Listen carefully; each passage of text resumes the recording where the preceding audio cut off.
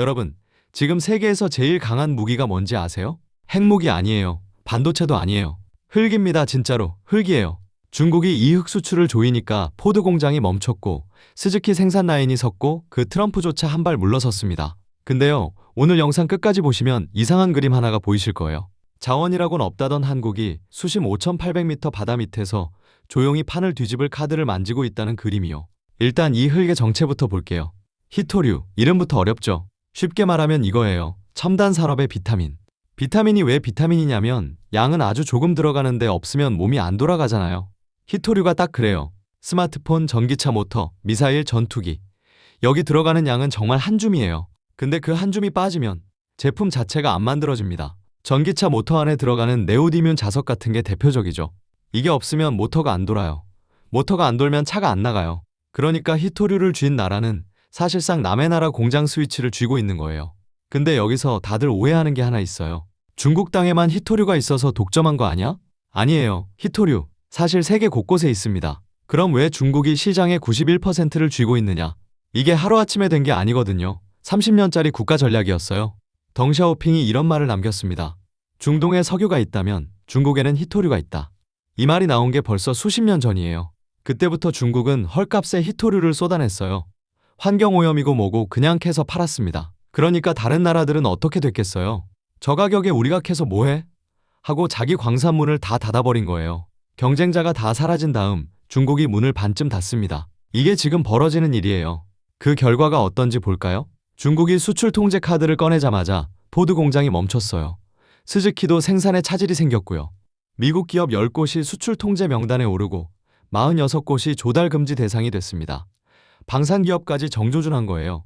그 기세등등하던 트럼프도 히토류 앞에서는 목소리가 작아졌어요. 이 장면 어디서 본 것 같지 않으세요?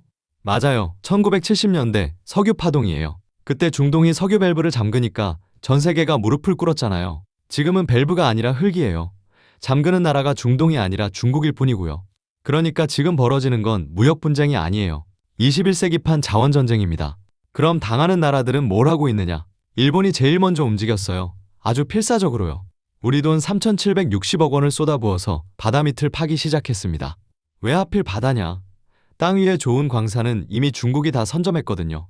남은 노다지가 바다 밑에 있는 거예요. 그리고 실제로 일본은 자기 바다에서 1,600만 톤 규모로 추산되는 해저 히토류를 확인했어요. 세계 3위급이라는 평가까지 나왔습니다.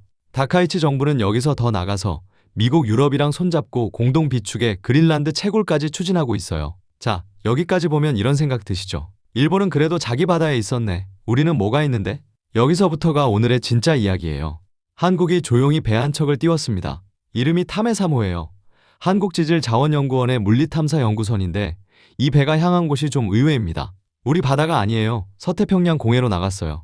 공해가 뭐냐면 어느 나라 소유도 아닌 바다예요. 먼저 찾고 먼저 기술을 확보하는 쪽이 유리해지는 무주공산인 거죠.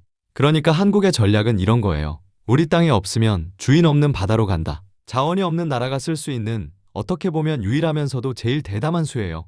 그래서 결과가 어땠느냐? 이게 진짜 놀라운 부분인데요. 타메3호가 수심 5,800m 심해에서 고농도 해저 히토류를 확인했습니다. 5,800m가 어느 정도냐면 백두산을 2개 겹쳐서 물에 담가도 안 닿는 깊이예요. 빛 한 줄기 안 들어오는 완전한 암흑이고요. 근데 여기서 더 중요한 건 어떻게 찾았느냐예요. 옛날 방식은 사실상 복권 긁기였어요. 넓은 바다에 장비 내려서 여기쯤 있겠지 하고 퍼올려 보는 거죠. 타메3호는 달랐습니다. 먼저 탄성파로 바다 밑을 훑어서 여기다 하고 지점을 찍고 그 지점을 파들어간 거예요. 결과는 타율 100%, 찍은 곳마다 고농도 히토류가 나왔습니다.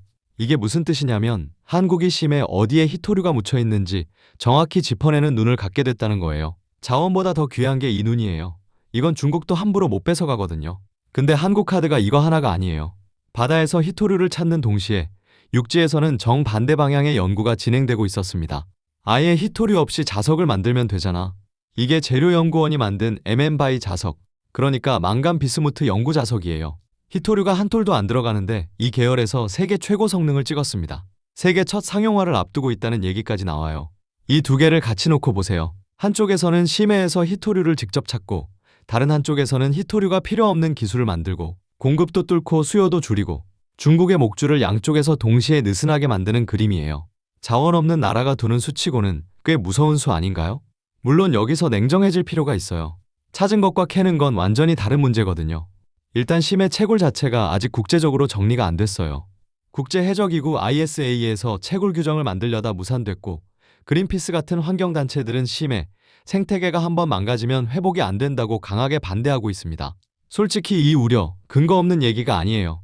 5,800m 아래는 인류가 달 표면보다도 모르는 세계거든요.